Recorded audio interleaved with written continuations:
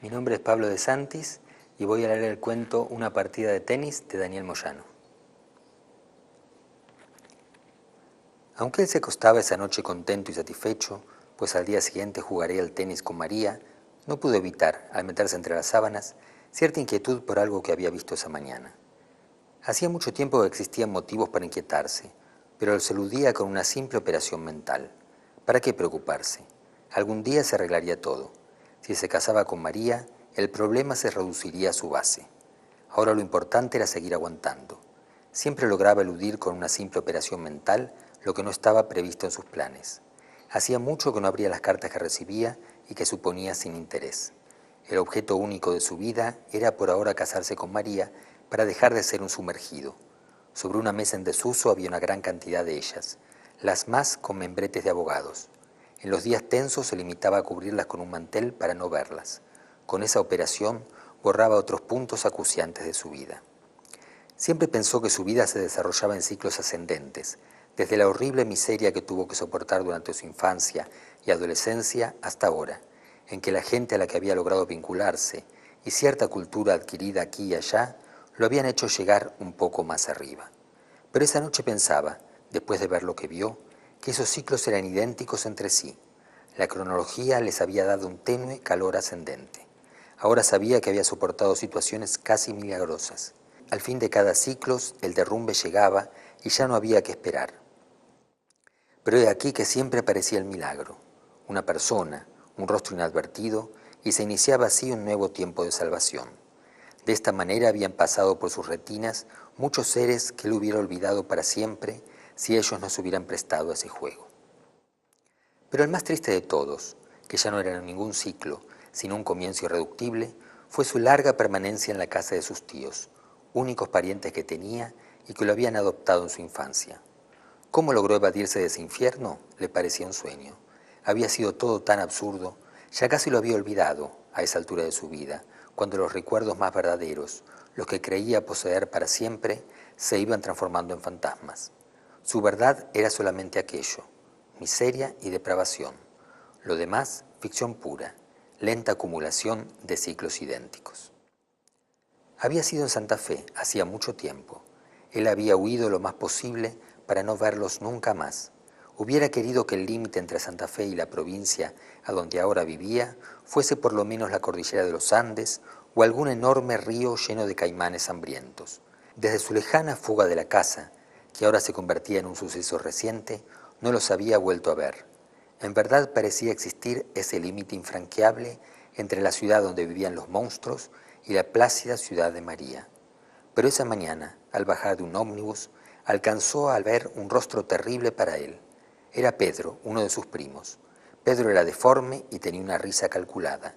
Imposible haberse equivocado. ¿Qué haría aquí ese maldito? ¿Lo habría visto, reconocido? ¿No lo habría seguido para averiguar a dónde vivía y extorsionarlo sin duda? Aunque siempre había aplicado a sus parientes sus famosos recursos mentales para olvidarlos, no siempre con éxito, ahora, mientras se disponía a dormir, notó que le costaba apartar a Pedro de su mente. ¿A qué habría venido? ¿O quizás estuviese aquí con toda su parentela? Eso sí que sería terrible, porque no tardarían en buscarlo, en ubicarlo, en violar su vida, en recordarle que él también era uno como ellos, o que por lo menos lo había sido. Y sobre todo estaría su tío, esa entidad implacable que él había temido siempre. No olvidaba que su tío solía tener siempre razón, solo porque era su tío, o porque, aunque no tuviera méritos para hacerlo, era importante, y porque su desorden, o mejor su esquizofrenia, era en aquella casa un orden absoluto que había que respetar. Mientras trataba no ya de dormir sino de olvidarse de Pedro, le pareció que quizás otra vez lo había visto fugazmente. Quizás, pensó, lo había olvidado en el acto, gracias a su capacidad para evadir la realidad intolerable. Quizás hacía mucho tiempo que sus parientes vivían en la ciudad y lo andaban buscando para atormentarlo. Ahora se acordaba de todo, de los escándalos que había en la casa, del mal nombre que tenían, de las tribulaciones de la policía para hacer valer ante ellos el código de faltas. Él mismo no había podido evitar muchas veces el contagio, el fuego del infierno, y había producido por sí mismo esos hechos absurdos ante los cuales el comisario, un hombre que podía recordar por sus largos bigotes, reía solapadamente. O quizás no hubo jamás tal contagio, porque él fue siempre igual que ellos, y ahora era solo un evadido. ¿De qué le valía entonces haber huido y ordenado su vida para sí cuando los otros existían, habían existido siempre y trabajaban secretamente para su destrucción? Si se enteraban dónde estaba, sin duda lo buscarían, y entonces ya no le darían paz. Los conocía bien, sobre eso no cabían dudas. Ya casi dormido, pensó que vivía en una ficción, que había cambiado el traje, pero era un condenado, y que como estaba solo apenas lo advertía. Todos los ciclos de su vida, ilusoriamente ascendentes, se parecían a la base, a ese primer día que no podría olvidar jamás. En realidad había vivido siempre con ellos, pese a la fuga y a los ciclos. Todo estaba en su mismo punto, y jamás podría dejar de ser lo que fue. Y pensó también que fue una verdadera suerte que él ya se bajase del ómnibus cuando vio a Pedro, porque si no éste habría hablado con su voz absurda, le habría preguntado por cosas de entonces, y él hubiera tenido que responder.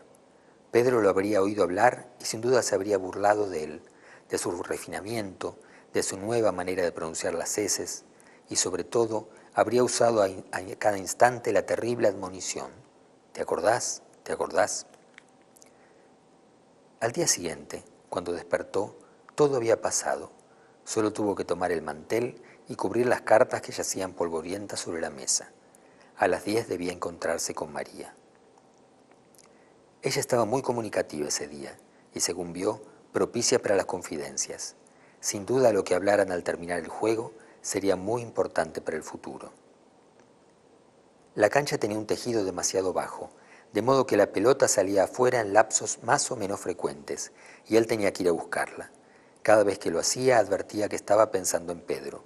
Durante los 20 o 30 pasos que daba, la imagen de Pedro trataba de inclinarse sobre él, especialmente cuando se agachaba para buscar la pelota.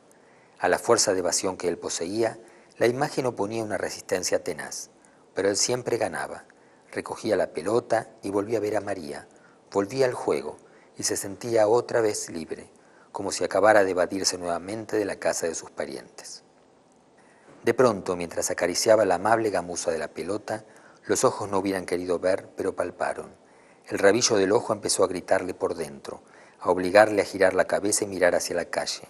Pero miraba la pelota, rápidamente disparada por la raqueta, que iba más rápido que la imagen que trataba de fijar el ojo.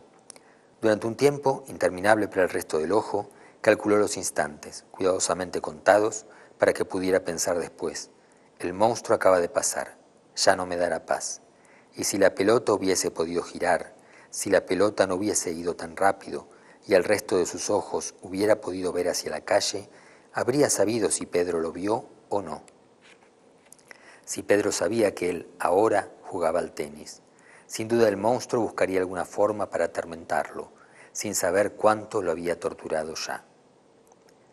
Pedro, al pasar, había enlazado dos mundos, la base y el último ciclo, y él veía, porque esto iba más rápido que la pelota, no solo lo que había sido, en un plano puramente evocativo, sino lo que era, la ropa que tenía puesta, las palabras que decía, la maldita circunstancia de que la cancha diera a la calle, justamente para que Pedro lo viera.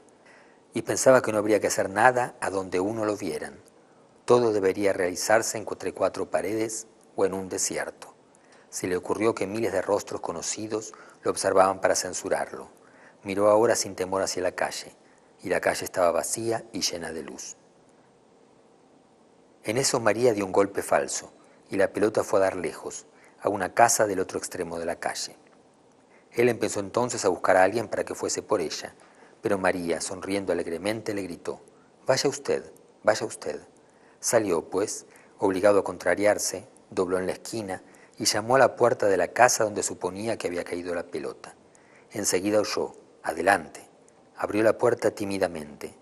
En el centro de un patio grande de tierra, sentados a una mesa enorme, estaban todos sus parientes. Pedro, en la cabecera, lo saludó familiarmente con su horrible brazo corto. Los demás empezaron a dar exclamaciones de júbilo. Algunos chicos, que él no conocía, se prendían de su ropa y le pedían monedas.